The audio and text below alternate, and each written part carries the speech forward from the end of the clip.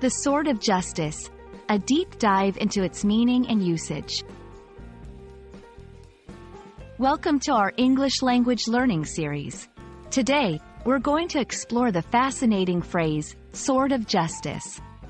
This phrase isn't just a set of words, but a rich symbol loaded with history, literature, and moral values. Let's embark on this journey to understand its meaning, origins, and how it's used in modern language.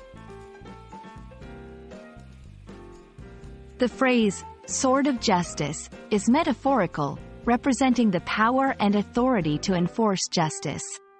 It signifies the idea that justice is not passive but is an active force, capable of defending the innocent and punishing the wrongdoer. The sword here is a powerful symbol of authority and decisiveness. The sword of justice has roots that delve deep into history and mythology. In many cultures, swords have been symbols of power, authority, and justice. For instance, in the Arthurian legends, the sword Excalibur represented the legitimate sovereignty of King Arthur. Similarly, in judicial systems, the sword can symbolize the judiciary's power to enforce laws and deliver justice. This phrase is not just limited to legal or historical texts.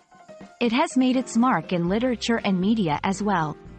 Authors and filmmakers have used the sword of justice as a motif to depict the struggle between right and wrong, often giving it a central place in their narratives. It serves as a powerful image that resonates with the quest for fairness and moral righteousness. In modern times, the phrase, sword of justice, is often used to discuss legal systems, ethical debates, and even in everyday situations where moral decision-making is involved. It serves as a reminder that justice should be active and assertive, protecting the innocent and penalizing the guilty. The sword of justice is more than just a phrase. It's a symbol of fairness, authority, and the proactive nature of justice. As we've seen, its roots are deeply embedded in history and culture, and it continues to be relevant in modern discourse.